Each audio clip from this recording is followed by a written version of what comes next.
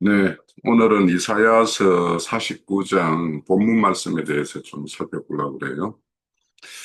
우선 이사야서 49장은 이제 서론에서도 이제 말씀드렸듯이 메시아가 오셔서 하실 일, 그래서 그의 어떤 사명과 그가 왔을 때 어떤 세상이 보일 어떤 반응들, 이런 것들이 어떠한가, 이런 것들이 이제 잘 드러나는 말씀인데, 우선은 이제 그의 사명은 이스라엘의 일체적인 회복이죠. 그리고는 이제 49장부터는 그 하나님의 구원이 혈통적 이스라엘에 국한하지 않고 이방 땅까지 이렇게 확장되는, 그래서 49장은 이제 그런 어떤 전환점의 어떤 말씀이다라는 것을 말씀드렸던 것 같아요. 자, 그래서 이제 본문 그 말씀 구절들을 하나하나 이렇게 좀 살펴보면서 이것들이 이제 신약에서 메시아가 오셔서 어떤 일을 하시는가, 그래서 어떻게 성취되는가 하는 것들로 이렇게 연결시켜서 좀 살펴보겠습니다. 자, 우선 1절에 보면 섬들아 내게 들으라, 먼 곳 백성들아 귀를 기울이라. 여호와께서 내게 내가 태어날 때부터 나를 부르셨고 내가 어머니 태에서 나올 때부터 내 이름을 기억하셨으며. 자, 우선 여기서 섬들과 먼 곳 백성들은 이제 혈통적 이스라엘에 대한 49장까지의 어떤 말씀이었다라면 49장이 첫 번째 절부터 이방 민족들에 대해서 이렇게 말씀을 하고 있다라는 것을 알 수가 있어요. 귀를 기울여 들으라. 여호와께서 내가 태어날 때부터 나를 부르셨고, 그러니까 여기는 메시아에 대한 어떤 예언이라고 볼 수 있겠죠. 종의 메시아가 온 세상에 전파될 것임을 이렇게 말씀하고 있어요. 어머니 태에서 나올 때부터 내 이름을 기억하셨다라는 것은 하나님의 어떤 종으로 오실 분이 인간적인 계획이나 그 능력에 의한 것이 아니고 세상이 시작되기 전부터 특별한 목적을 가지고 특정한 때가 이르게 되면 이렇게 그분을 이렇게 보낼 것이다라고 하는 하나님의 어떤 그 신적인 기원에서 비롯된 것이다라는 것을 우리에게 이제 알려주고 있어요. 그래서 현재 이제 독자들은 이스라엘 백성만이 아닌 이제 이방 민족에까지 메시아에 대한 그 귀를 기울여서 들어야 될 것을 이렇게 촉구하는 말씀이다라고 볼 수 있고, 어, 종의 사명은 주권적 하나님의 주권적 계획 아래서 있음을 분명히 이렇게 선언하는 것이라고 할 수 있어요.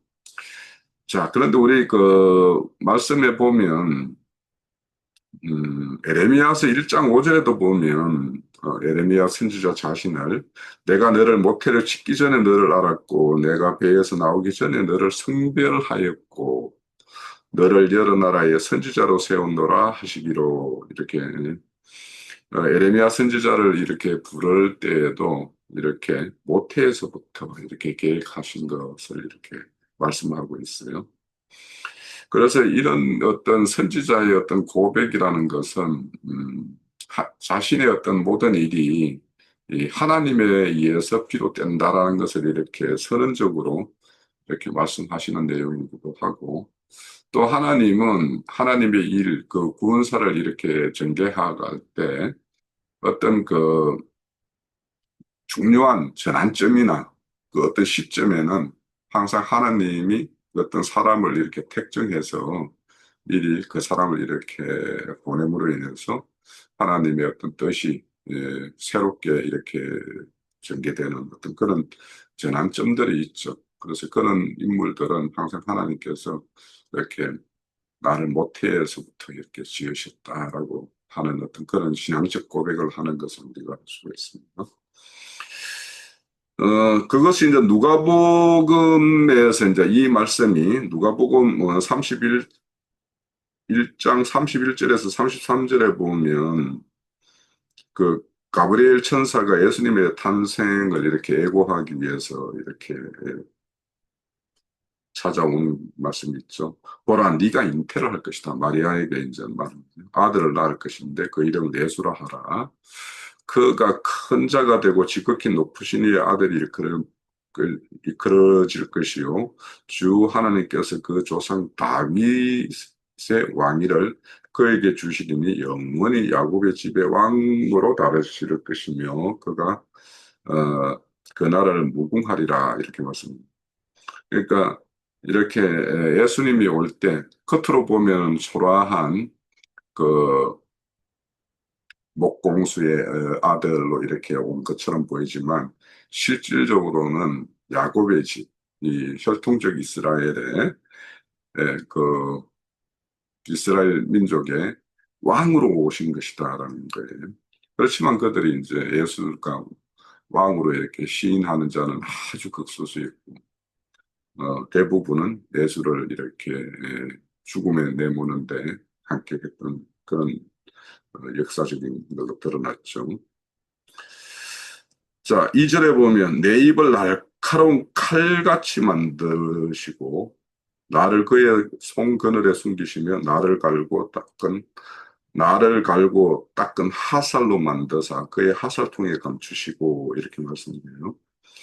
그 내 입을 날카로운 칼날같이 이렇게 만든다라고 하는 거는 시편 64편 3절에 보면 이거는 악인들에 대해서 이제 하는 말이지만 그들의 칼같이 자기 혀를 연마하며 이렇게 말합니다. 그러니까 여기에서 내 입을 날카로운 칼같이 이렇게 간다라는 것은 혀를 이렇게 잘 훈련시킨다라는 뜻이 되겠죠. 그리고는 그의 손그늘에 숨기시고 나를 갈고 닦은 하사를 만든다라고 이렇게 하사통에 이렇게 감춘다라고 말씀을 해요. 그러면 이거는 그렇게 날카롭게 가는 어떤 그런 작업이 있는가 하면 어느 시점이 이럴 때까지는 하나님께서 그를 숨기고 감춰 놓는다라는 거예요. 그래서 이제 실질적으로 예수님도 이 땅에 오셔서 33년 동안 이렇게 스스로 이렇게 뭐 육신적으로도 이제 이렇게 자람이 있었지만 그 예수님이 그 인자로서 인성을 이렇게 온전하게 영화롭게 하는 어떤 그런 과정들이 있었죠. 그래서 이제 실질적으로 온전한 제사장이 되기 위해서는 사람의 어떤 입장, 하나님의 입장, 그래서 두 가지의 어떤 중첩되는 그 이중성을 이렇게 완벽하게 갖췄을 때 중보자로서의 온전함이 있죠. 그래서 예수님은 거룩한 신성이 있는가 하면 영화롭게 된 인성까지 갖춤으로 인해서 온전한 제사장이 됐어요. 그래서 온전한 제사장이 되기 위해서는 30년 동안 그렇게 하나님의 말씀을 이렇게 말씀으로 이렇게 장비하는 어떤 시간과 또 인생들의 어떤 그런 고달픔을 이렇게 몸소 체험함으로 인해서 인애를 이렇게 몸소 이렇게 체득하는 그런 과정이 있었기 때문에 모든 연약한 육체를 가진 사람들을 긍휼히 여기고 그래서 그들에게 자비와 인애를 이렇게 베푸는 어떤 그런 온전한 제사장이 되는 과정이 있었죠. 그리고 나서는 이제 때가 이르렀을 때 나타나셔서 공생애의 3년 반 동안의 어떤 시간을 이렇게 갖게 됩니다. 자, 그래서 이 입에 날카로운 칼같이 간다라는 것은 이제 진리의 말씀을 장비하고 담대한 마음과 또 하나님에 대한 온전한 순종의 어떤 그런 믿음, 이런 것이 이제 완전해졌을 때 이제 그 종으로서의 메시아로서의 어떤 일을 이렇게 수행하게 되죠. 자, 그래서 앞에서 이제 내 입에 날카로운 칼같이 간다라는 말은 이렇게 하나님의 어떤 행사를 두고 이렇게 날카로운 칼로 표현하는 것들이 많이 있어요. 특히 이제 우리 히브리서 4장 12절에 보면 하나님의 말씀은 살아있고 활력이 있어 좌우의 날쌘 어떤 검보다도 예리하다 이렇게 말씀해요. 그래서 혼과 영의 그리고 관절과 골수를 찔러 쪼개기까지 하며 또 사람의 마음과 생각을 이렇게 다 판단하신다라고 이렇게 말씀드리고 있습니다. 또 계시록 1장 16절에도 보면 그의 오른손에 7별이 있고 그의 입에는 좌우 날선 금이 나오고 그 얼굴에는 해가 힘있게 비치는 것 같더라 이렇게 말씀하시면서 그의 입에는 좌우 날선 어떤 금, 그래서 진리의 말씀을 이렇게 금이라고 표현합니다. 그래서 그 어떤 상황마다 어떤 그 사람의 어떤 그 심령 세계마다 거기에 가장 적절한 말로 날카롭게 베어낼 것은 베어내는 어떤 그런 그 말씀을 이렇게 장기하신 분이 예수님이었죠. 그래서 많은 바리새인과 서기관 율법사들이 예수님을 이렇게 걸고 넘어지게 하려고 이렇게 여러 가지로 이렇게 시도했지만 그때마다 예수님은 예수님의 지혜와 이런 어떤 말씀으로 그 모든 것을 이렇게 물리치는 것이죠. 특히 이제 그 공생애 하기 전에 마태복음 4장에 보면은 사단 마귀에게 이렇게 강야에 나아가서 이렇게 시험 당할 때 보면 마귀의 그 세 가지 어떤 시험은 말씀에 의지하여 다 이렇게 사단을 이렇게 쳐서 이기는 어떤 그런 장면들을 우리가 잘 알고 있습니다. 3절에 내가 이르시되 너는 나의 종이요 내 영광을 나타낼 이스라엘이라 하시로다. 그러니까 예수님은 자기 민족 자기 백성에게 그러니까 유다의 혈통을 따라서 이렇게 쭉 왔죠. 어, 그래서 인자로 오셔서 하시는 일과 그가 십자가에 죽고 다시 살아나셔서 그 영이 되셔서 하시는 일이 다르죠. 그래서 너는 나의 종이요 한다라는 것은 종이라고 이렇게 표현하는 것은 주인에게 절대적으로 순종해야 되는 어떤 그런 신분으로서 이렇게 보냄을 받는다라는 거예요. 그래서 이것이 이제 우리 그 빌립보서 2장에 보면 예수님을 두고 그는 근본 하나님의 본체이시나 하나님과 동등됨을 취할 것으로 여기지 아니하시고 오히려 자기를 비워 종의 형체를 가지사 사람과 같이 되셨고 이렇게 말씀합니다. 그러니까 그분은 본체는 하나님이신데 그런데 사람의 모양으로 이렇게 왔다라는 거예요. 그렇게 오시는 것이 이제 이렇게 다 예언이 되어 있죠. 이사야 선지자에 의해서. 또 이 이사야서 42장 1절에 우리가 이제 앞에 이렇게 수도 이렇게 살펴봤던 말씀에 보면 내가 붙드는 나의 종, 내 마음에 기뻐하는 나의 택한 사람을 보라. 내가 나의 영을 그에게 주었은즉 그가 이방의 정의를 베풀리라. 이렇게 미리 그 메시아가 오셔서 하실 일에 대해서 이렇게 한번 언급했던 적이 있죠. 자, 이처럼 그분은 본체는 하나님이시지만 종의 형체로 와서 죽기까지 충성으로 이렇게 아버지께 이렇게 온전히 섬기고 대림이 된 그런 본이 되었죠. 자, 그렇게 했는데 그러나 자, 4절에 보면 그러나 나는 말하기를 내가 헛되이 수고하였으며 무익하게 공연히 내 힘을 다하였다 하는도다. 참으로 나의 보상이 여호와께 있고 나의 보응이 나의 하나님께 있느니라. 이렇게.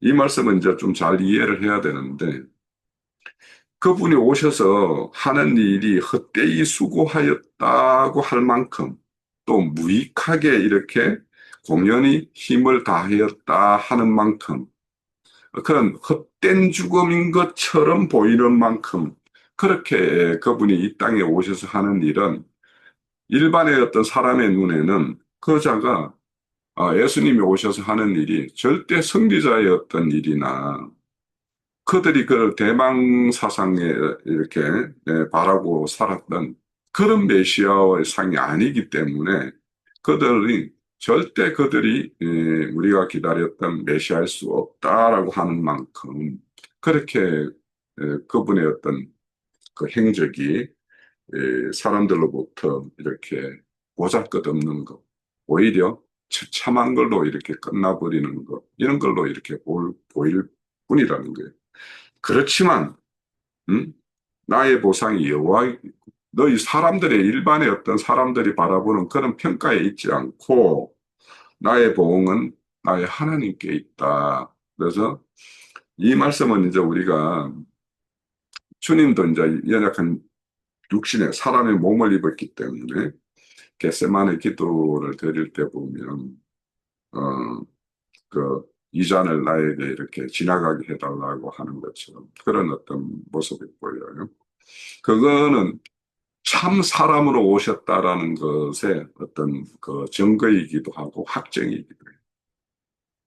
그래서 뭐 일부에서 예수님은 뭐 가연설이라고 해가지고 실질적으로 그분은 우리 일반의 사람과 같은 이런 몸을 입고 온 것이 아니다. 뭐 이런 식으로 이야기해요. 그래서 그분은 고통도 느낄 수도 없고 뭐 이렇다라고 하는데 그렇지가 않죠. 주님께서 그 십자가에 달렸을 때 그 절규하는 어떤 그런 거는 사람으로서 우리의 보통의 어떤 사람으로서의 어떤 고통을 이렇게 감내하는 어떤 모습이었고 그런 고통이 없었다라면 우리의 온전한 대속의 제물이 될 수가 없죠. 죽음이라는 어떤 참혹한 것, 그것을 스스로 그것을 감내하고 그것을 다 지지 않았다라면 우리의 대속이라는 것은 쏘임수일 수밖에 없죠. 그래서 그런 건 말이 안 되고 그래서 그분께서 이제 오셔서 이렇게 하는 일들은 그 히브리서 12장 2절에 보면 믿음의 주요 온전케 하시는 이 예수를 바라보자 이러면서 그 예수가 어떻게 했나 하면 그 앞에 있는 기쁨을 위하여 아버지에게 자신의 어떤 보상이 있음을 고백하는 어떤 말씀과 연결이 되죠. 그 앞에 있는 기쁨을 위하여 십자가를 참으시고 부끄러움에 개의치 아니하시더니 이렇게 돼 있어요. 그러니까 십자가의 사람들의 어떤 일반의 어떤 평가는 그거는 뭐 이렇게 메시아라는 사람이 왕으로 왔다라는 사람이 뭐 이렇게 무하게 끝나버려 이렇게 말을 하겠지만 그렇지만 그것이 아버지가 보낸 어떤 목적이기 때문에 그대로 이렇게 그것을 부끄러움으로 여기지 않았다라는 거예요. 그래서 결국에는 그의 어떤 보상은 하나님의 보좌 우편에 앉혀졌다 이렇게 말씀합니다. 그러니까 그런 어떤 부끄러움이나 이런 수치스럽다라고 생각하는 이런 것들을 하나님 앞에 우리의 보상이라는 것이 있다라고 생각하는 사람들은 자신을 이렇게 들여서 최종적으로는 하나님의 어떤 예비된 보좌에 앉아서 이렇게 누리고 다스리는 어떤 그런 일을 이제 맡게 되겠죠. 자, 이런 어떤, 우리 예수님도 스스로 이 땅에 오셔서 이렇게 마지막이 일반의 사람들로부터 이렇게 칭송의 어떤 그런 것이 아니라 참 비참하고 허무한 어떤 걸로 끝나는 것이다라고 이런 평가를 할 것인데, 에, 주님께서도 이제 제자들에게 이제 그렇게 이런 것들을 미리 경고를 했어요. 너희가 내 이름으로 말미암아 모든 사람에게 미움을 받을 것인데 끝까지 견디는 자는 구원을 얻으리라 이렇게 말씀드렸어요. 그래서 우리의 어떤 신앙인들이 세상 사람들 모든 사람들에게 늘 칭송만 받겠다라고 하는 것은 큰 문제가 있죠. 어, 그렇다고 해서 또 세상 사람들이 막 손가락질 다 하는 일만 이렇게 하는 것이 뭐 또 잘하는 거다라고는 할 수 없어요. 그래서 우리 그 마태복음 5장 11절에 보면 예수님이 그렇게 말씀합니다. 나로 말미암아 너희가 욕되고 박해하고 거짓으로 너희를 거슬려 모든 악한 말을 할 때에 너희에게 복이 있다. 그러니까 우리가 욕먹고 박해를 당하고 하는 거, 남에게 모함을 이렇게 받고 하는 것이 예수님을 위해서 하다가 보면 그런 이런 일을 당한다라면 그에게는 이제 복이 있다라는 거지. 그냥 그 일상의 어떤 삶을 사는 어떤 가정에서 이렇게 욕을 듣고 박해를 받을 어떤 그런 일을 한다라면 그거는 오히려 하나님의 이름을 욕되게 하는 것이죠. 자, 이렇게 인자로 오셔서 혈통적 이스라엘 백성들에게 의해서는 이렇게 그들을 위해서 이렇게 오셔서는 이런 그 무한 것으로 이렇게 끝나버리는 어떤 그런 것이 될 것인데 5절에 보면 이제 여호와께서 말씀하시나니 그는 태에서부터 나를 그의 종으로 삼으사 야곱을 자기에게 돌아오게 하시며 여기는 혈통적 이스라엘의 회복에 대한 말씀이에요. 이스라엘을 자기에게 모이게 하심이라. 그러므로 내가 여호와 보시기에 영화롭게 되었으며 나의 하나님 나의 힘이 되셨다. 그래서 다시 한번 여기서 하나님이 그를 보낸 그리고 목적에 대해서 이렇게 말씀해요. 그래서 첫 번째는 흩어진 이스라엘, 야곱의 집에 사람들을 하나님께 이렇게 돌아오게 하는 일. 이것이 이제 첫 번째. 그런데 이 일을 하다 보면 사절과 같은 이런 공연한 헛수고처럼 이렇게 보이는 것. 왜냐하면 그들에 의해서 최종적으로 십자가에 달려 이렇게 죽음을 당하셨기 때문에 이제 그렇다는 거예요.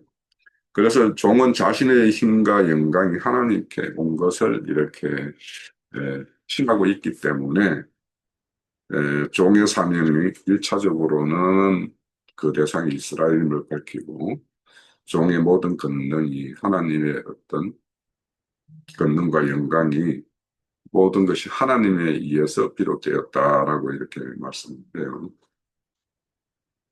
그래서 주님도 그렇게 말씀하셨죠. 마태복음 15장 24절에 보면 이렇게 인자로 오셔서 이렇게 말씀하셨는데 예수께서 대답하여 이르시되 나는 이스라엘의 집에 잃어버린 양 외에는 다른 들의 보내심을 받지 아니하였노라 이렇게 말씀해요. 그러니까 인자로서는 자기 민족, 자기 백성들에게 보냄을 받고 그들을 이렇게 부르고 회복시키는 일로 보냄을 받았다라는 것이죠. 6절 그가 이르시되 네가 나의 종이 되어 야곱 지파들을 일으키며 이스라엘 중에 보존된 자를 돌아오게 할 것은 오히려 작은 일이다. 자, 이제 6절부터 이제 그 종 메시아가 와서 할 일이 혈통적 이스라엘에 국한되는 것이 아니라 이제는 더 확장되어서 이방인들에게까지 이렇게 펼쳐질 것을 6절에서 말씀해요. 6절 그 하반절에 보면 내가 또 너를 이방의 빛으로 삼아 나의 그 구원을 베풀어서 땅끝에 이르게 하리라. 이렇게 이거는 우리가 앞서서 이제 말씀드렸듯이 42장 그 6절에도 이방의 빛이 되게 하겠다라는 어떤 그런 말씀이 있었죠. 그거는 이제 그 또 신약 복음서에 보면 누가복음 2장 32절에 보면 이방을 비추는 빛이요 주의 백성 이스라엘의 영광이니 이렇게 말씀해요. 그러니까 이 말씀은 누가 말하냐면 성전에서 그 이렇게 아기 예수를 보고 본 시몬이 그냥 하나님의 어떤 계시를 받아서 이렇게 그 어린 예수가 어떤 일을 할 것인가 하는 것을 그 말하는 것이 이방에 비추는 빛이 될 것이다 이렇게 말씀드렸죠. 자, 7절 볼게요. 이스라엘의 구속자, 이스라엘의 거룩하시니 예수께서 사람들에게 멸시를 당하는 자, 백성들에게 미움을 받는 자, 가난들에게 종이 된 자에게 이같이 이르시되, 그러니까 혈통적 이스라엘에게 와서 그들에게 멸시를 당하고 백성들의 미움을 받고 가난들의 어떤 종처럼 이렇게 끌려다니는 그런 어떤 신세가 되었지만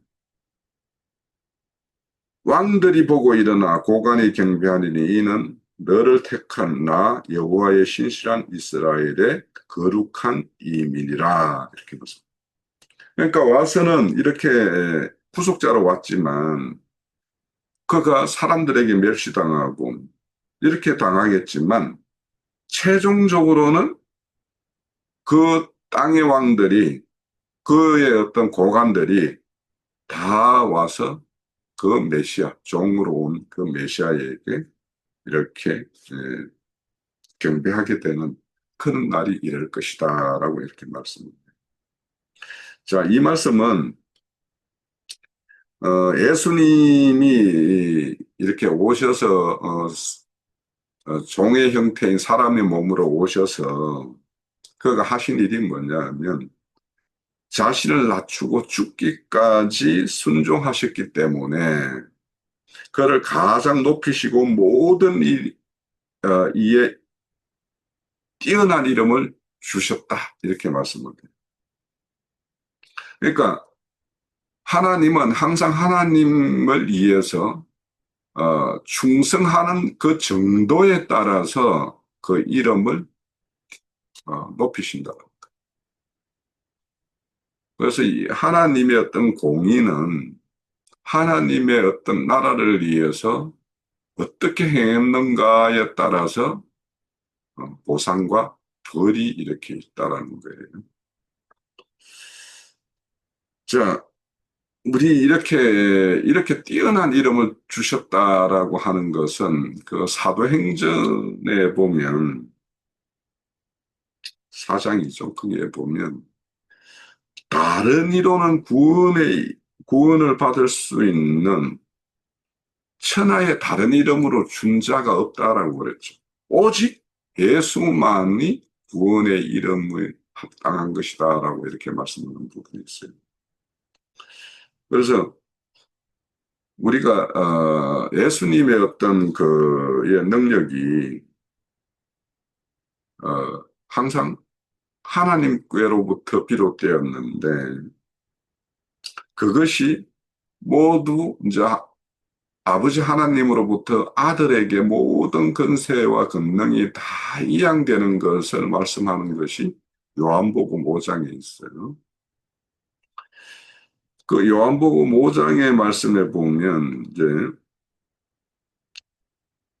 그렇게 아들에게 모든 걸 이렇게 심판권과 그에게 아버지에게 있는 그 생명을 그 아들에게 주어서 그 아들로 인하여 구원받을 자 그런 자가 이제 있고 또 심판받을 자가 있다라는 거죠. 그래서 아들에게 모든 권능과 권세를 다 이렇게 이양하셨다라는 것이죠. 그것이 왜 그러냐? 그 아들로서 종의 형태로 보냄을 받아서 이 땅에 오셔서 죽기까지 충성한 그 보상으로 그에게 그렇게 주어진 것이라는 거예요. 그래서 여기 오늘 말씀대로 왕들이 보고서 그러니까 그 사실을 아는 예수가 그리스도이며 모든 권세를 하늘의 모든 권세를 다 가지신 분이다라는 것을 아는 자들은 그에게 나와서 이렇게 경배를 한다는 그래서 이 에베소서 1장 20절에서 21절에 보면 그의 능력이 그리스도 안에서 역사하사 죽은 자 가운데 살리시고 하늘에서 자기의 오른쪽에 앉히사 그러니까 하나님의 권세가 예수 그리스도 안에서 이렇게 작동되는 거죠. 그러니까 왜냐? 모든 권세를 예수에게 이렇게 이임했으니까 모든 통치와 권세와 능력과 주권과 이 세상뿐 아니라 오는 세상에 일컫는 모든 이름 위에 뛰어나게 하셨다라고 말씀합니다. 그래서 이제 예수님으로서 와서 그 충성된 걸로 하신 걸로 그에 대한 보상으로 그 영이 오셔서 이렇게 행하실 때 그 영의 어떤 것도 이렇게 도전할 수 없는 그런 권세를 이렇게 부여받은 것이 되죠. 그래서 성령을 거역하는 자는 사함을 받지 못한다라고 하는 것이 왜 그러냐? 그에게 모든 권세와 권능이 주어져 있고 또 그분은 인자로 오셔서 연약한 육체를 입은 사람으로서의 어떤 그는 모든 것을 체휼했기 때문에 그래서 인애와 긍휼을 다 하시지만 끝내 그 인애와 긍휼을 마다하고 마다해서 그 세계로 그리스도의 세계로 이렇게 들어오지 못한 자들에 대해서는 그 심판의 근세를 이렇게 행하신다고 합니다. 그래서 오늘 이 말씀에서 보면 이제 사람에게 멸시를 당하고 사람의 미움을 받고 가는 들의 종이 되고 하는 것은 우리 이사야서 이제 좀 있으면 보게 된 53장에 가면 그대로 이렇게 더 세세하게 이렇게 나열이 되고 있죠. 자, 아무튼 그 7절의 말씀으로 미루어서 이제 우리는 음, 그 복음서에서 예수님께서 이제 미리 여러 가지로 경고를 했어요. 누구든지 자기를 높이는 자는 낮아지고 누구든지 자기를 낮추는 자는 높아지리라 이렇게 말씀드렸죠. 그래서 예수님은 하늘의 가장 높은 분이시지만 사람의 형태로 오셔서 가장 낮은 자리, 극악의 죄인의 어떤 모습으로 이 생을 다 마쳤어요. 그런데 그는 죄가 없으신 분인데 죄인으로서 그렇게 모든 걸 이렇게 지고 가신 분이죠. 그래서 그런 것을 이렇게 보더라도 우리가 왜 예수님이 그렇게 뛰어난 이름, 모든 이름 위에 가장 뛰어난 이름을 이렇게 얻게 됐는가 하는 것을 우리가 잘 생각해 보면 우리 신약의 많은 어떤 사도들이 이 복음을 위해서 어떤 생을 살다가 어떤 생을 마감을 했는가에 따라서 그들에게 주어질 보상이 또 이렇게 예수님의 어떤 판단과 똑같이 그런 판단을 받을 것이기 때문에 바울 사도는 내가 이름도 아니요 앞에 있는 표대를 향하여 이렇게 끝없이 달려가는 그런 어떤 본으로서 이제 자신을 이렇게 말씀을 해요. 그래서 우리도 지금 하나님의 어떤 말씀을 이렇게 칼같이 이렇게 연마하고 또 이렇게 연마되었던 그 칼은 항상 어디엔가는 쓰기 위해서 그렇게 준비하시는 것이니까 우리가 지금 평상시에 말씀을 잘 이렇게 추구하고 이런 말씀에 따라서 우리의 어떤 믿음을 대해서 어떤 극한의 어떤 상황 하나님께서 딱 쓰고자 할 때 이렇게 쓸 수 있는 그런 준비된 자가 되었을 때 우리 성경에 기록된 많은 선진들이 우리에게 어떤 많은 어떤 생의 어떤 본을 보이는 것처럼 우리의 생도 그렇게 이제 연결되는 것이니까 우리도 이런 게 마음에 두고 현상에서의 어떤 그런 유익보다는 영원한 것에 이렇게 소망을 두고 오늘 하루의 어떤 생을 이렇게 이어가는 그런 믿음의 길을 우리 함께 가시죠. 자, 오늘 7절까지 먼저 본문에 대해서 살펴보고 또 이어서 8절 이하 이렇게 또 계속 이어서 살펴보도록 하겠습니다.